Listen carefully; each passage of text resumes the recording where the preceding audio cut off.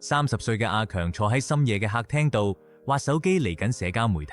佢諗起以前同佢死黨形影不離，發誓要做一世兄弟，但而家嘅朋友已經成家立室，傾偈都淨係講奶粉錢同埋房貸。有啲舊朋友事業去到巔峰，忙到連覆個信息嘅時間都冇。佢試下嘅群組度 send 翻張舊相，但只係換咗幾個敷衍嘅 emoji， 或者一片長時間嘅沉默。阿強感受到一種被遺棄嘅劇痛，咁執着佢哋，難道我哋10年嘅情誼就冇輸咗俾忙碌同時間？係咪我做錯咗啲咩？定係佢哋變咗？阿強帶住呢份痛苦去揾一位有智慧嘅長者幫手。長者嚟講咩？反而帶嚟去咗一個古老又好繁忙嘅火車站。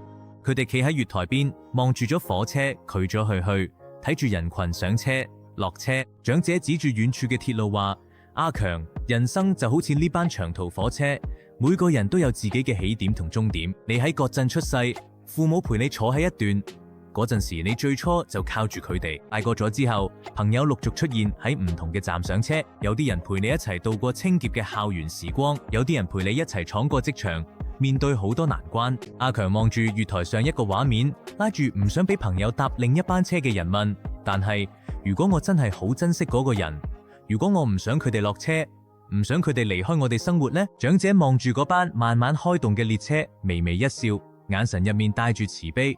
阿強，你要明白，就算你點樣緊緊拉住對方件衫，對方嘅腳步其實早就踏向佢哋想去睇下一集。每個人都有自己嘅課題同埋使命，當你睇嘅頻率唔再一致，當佢嘅旅程需要轉去另一條支線嘅時候，強行挽留只會變成大家嘅枷鎖。長者輕輕拍咗拍阿強嘅膊頭，友誼係有時效性嘅，但呢樣唔代表佢唔真實。有啲人出現只係為咗喺某段路程中拉你一把，或者教你點樣去愛，甚至只係為咗陪你嘅第一場靚到爆嘅日落。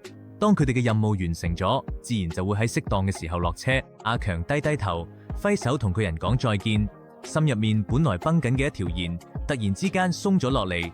佢頓時明白到，唔好因為朋友疏遠咗就否定過去，更加唔好因為咁而懷疑自己嘅價值。每個人都有權利去追尋自己嘅下一站，嗰份曾經嘅陪伴已經變成咗養分，留喺佢嘅生命入邊，佢就已經夠啦。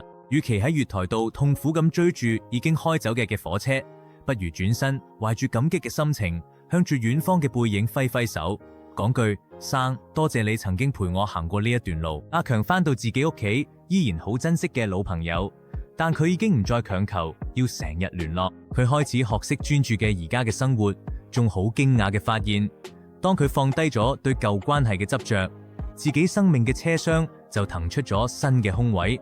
有啲頻率相同、志同道合嘅新朋友，正喺下一個站微笑住等上車。接受同道別係成年人最成熟同最有體面嘅表現。